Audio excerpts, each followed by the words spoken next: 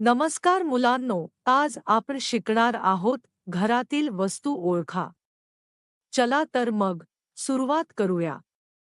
हे आहे टीव्ही. आपण यात कार्टून आणि गाणी बघतो. इंग्लिशमध्ये म्हणतात टेलिव्हिजन. हा आहे पंखा.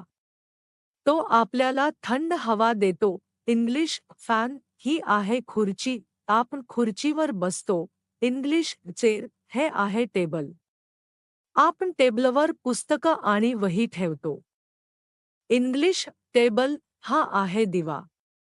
रात्री उजेडासाठी आपण दिवा लावतो. English lamp. हे आहे घड्याळ. घड्याळ आपल्याला वेळ सांगतं. English clock. हा आहे फ्रीज.